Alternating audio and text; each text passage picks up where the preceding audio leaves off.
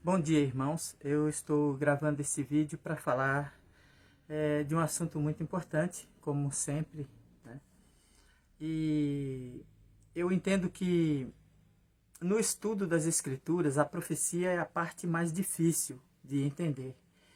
E apesar de muito esforço colocado nisso por muitos autores, por muitos estudantes da Bíblia, a gente nunca consegue entender direito. Eu tenho para mim que algumas profecias a gente só consegue entender quando elas estiverem acontecendo ou mesmo depois que elas acontecerem. Isso Deus faz de propósito, que é para a gente não tentar impedir aquilo que está feito, aquilo que está determinado por Deus. Essa é uma das razões por que nós não entendemos perfeitamente as profecias. Ela nos dá um entendimento para nos trazer uma certa preparação, mas ela não nos deixa saber exatamente o que é, porque haveria então essa atitude humana de querer impedir que aquilo acontecesse ou alguma coisa assim.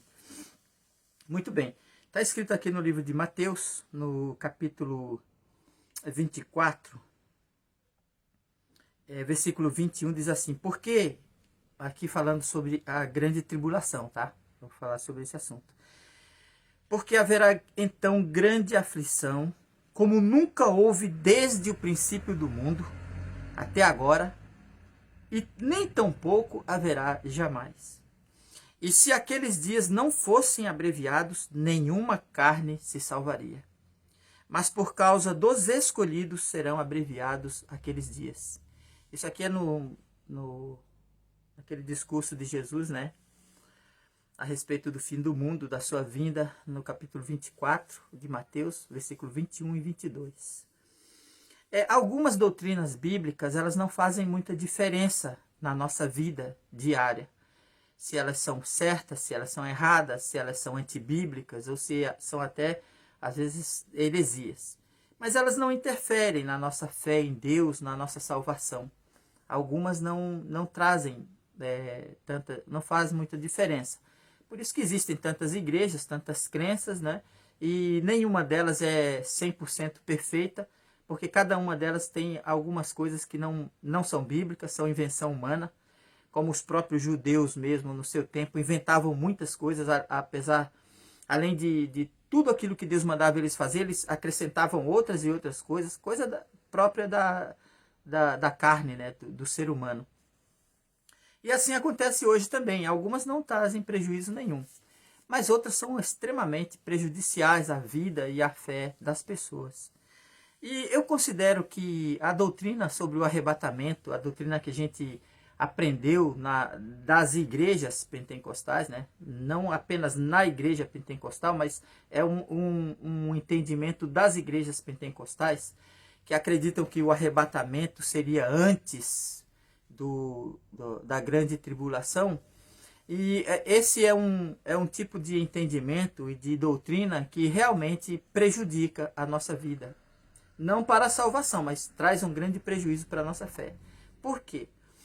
Porque à medida que os crentes vivem de forma despreocupada, né, de forma leviana no mundo, quando eles vivem entregues ao mundo, que nem o mundo, achando que podem ser arrebatados a qualquer momento, se eles dizem assim, bom, a qualquer momento Jesus pode chegar, então isso leva eles a viverem uma vida despreocupada, tipo assim, eu estou esperando Jesus, né? Mas como é que vem o prejuízo? O prejuízo vem a partir do momento que a gente chega e diz assim para ele, bom, meu amigo, você está enganado, né? Aqui a Bíblia está dizendo que a gente vai ter que passar pela grande tribulação. E será um período tão terrível, de tanta aflição, que nunca, jamais houve no mundo um período como este, e tampouco nunca mais haverá. E aí as coisas mudam. Porque agora aquela vida de frivolidades, aquela vida de devassidão, ela para por ali mesmo, porque a pessoa sente então a necessidade de que vai ser preciso lutar pela sua fé, lutar pela sua vida. Ele vai pensar que vai ter que encarar a morte, a perseguição, a dor, a tristeza, a angústia, a aflição. Então, parou as festas, parou as inutilidades do mundo, ele dá um stop nisso tudo aí, porque agora ele vai ter que ter uma nova postura, né? Não diante da perseguição e da morte, diante da fome, da escassez, da desgraça, da morte de um parente, da perseguição, enfim, diante da iminente destruição da sua própria vida, ele obviamente terá que tomar uma outra direção, uma outra maneira de pensar. E, infelizmente, as pessoas que acreditam nisso, nesse arrebatamento antes da grande tribulação, eles já estão prejudicados, né? Já ficaram prejudicados. Muitas vezes, quando eu ensinava isso na igreja, e às vezes nos cursos de teologia, eu ficava me perguntando, as pessoas me perguntavam, mas, irmão Ronaldo, mas como é que é isso aí? Quer dizer, que depois que Jesus vier, a gente depois ainda tem chance de ser levado? Eu dizia, olha, é o que está dizendo aqui.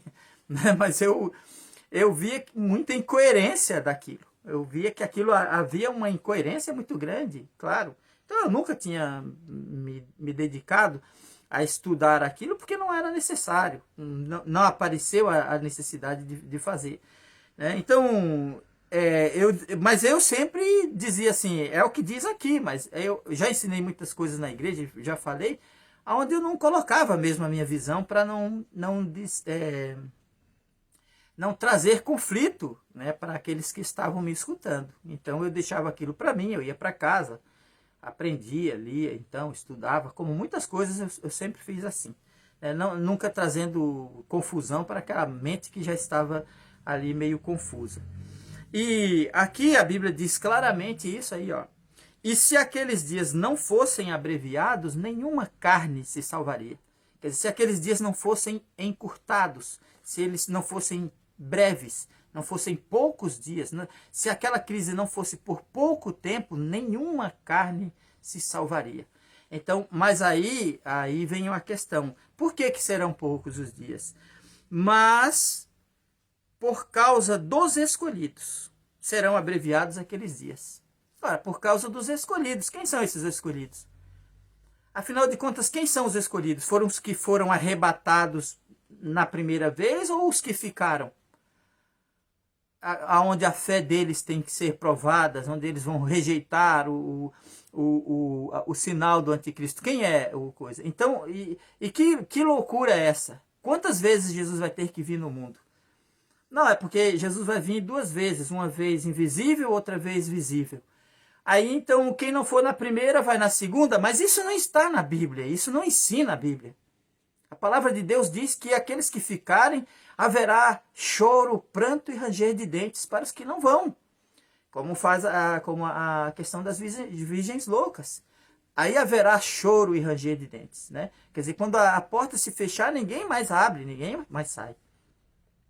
Então, de onde tiraram isso, meu Deus do céu? Tinha crente que chegava nas lições de teologia dizendo, então eu posso ficar até para a segunda, vou até na segunda vez.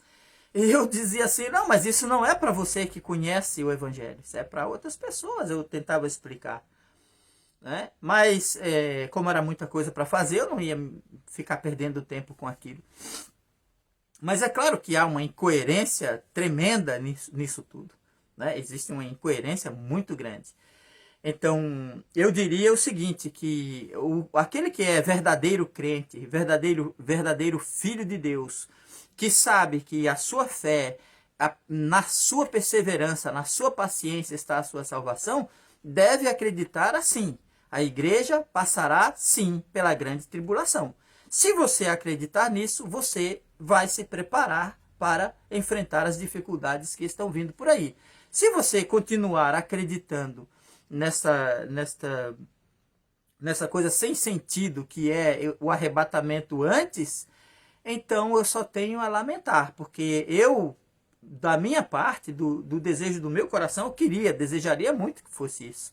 Queria fugir das dificuldades, né, das lutas, eu queria estar livre, né, afinal de contas, por que que eu sofreria, né, por que que eu vou dar meu próprio sangue, por que que eu vou morrer? Eu quero mais é ser arrebatado, né, e os que ficarem no mundo que se danem, né, eles que lutem agora pela salvação, né, nós vamos de primeira classe, né, os que são arrebatados antes da grande tribulação vão de primeira classe, aí os outros vão ficar sofrendo. E a maior incoerência que eu encontrei nessa doutrina é a questão da ressurreição. O apóstolo Paulo diz assim: de maneira nenhuma, de jeito nenhum, de forma alguma seremos arrebatados antes dos que dormem. Precederemos os que dormem. Nós não vamos ser arrebatados antes das pessoas ressuscitarem, antes dos crentes ressuscitarem.